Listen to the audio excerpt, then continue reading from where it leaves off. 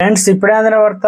Supreme court సంచలన తీర్పు MP ఎమ్మెల్యేల పైన తొలిసారిగా అంటూ వార్తలు అయితే వస్తున్నాయండి. దీనికి సంబంధించి వివరాలు చెప్పడానికి వీడియో చేయడం జరుగుతుంది. చాలా మంది వీడియోస్ కానీ సబ్స్క్రైబ్ చేసుకొని మర్చిపోతున్నారండి. దయచేసి ఛానల్ సబ్స్క్రైబ్ చేసుకుని బెల్ ఐకాన్ ఆల్ ట్యాప్ చేయండి. ఇటువంటి ఇంపార్టెంట్ ఇన్ఫర్మేషన్ మిస్ అవ్వకుండా మీ ఫోన్ నోటిఫికేషన్ రూపంలో వస్తుందండి. చాలా మంది చూస్తున్నారు కానీ లైక్ చేయడం లేదండి. దయచేసి లైక్ చేయండి, ఇన్ఫర్మేషన్ అందరికీ కూడా తెలుస్తుంది.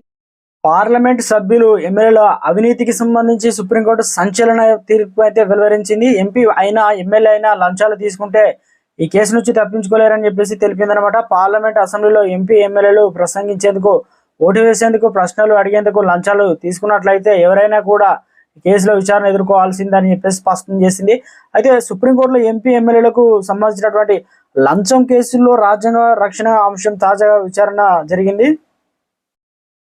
చీఫ్ జస్టిస్ డివై చంద్రచూడ్ నేతృత్వంలో 7 సభ్యుల రాజ్యాంగ ధర్మాసనం సోమవారం ఈ అంశంపై విచారణ చేసింది. లంచం కేసులో ఎంపీ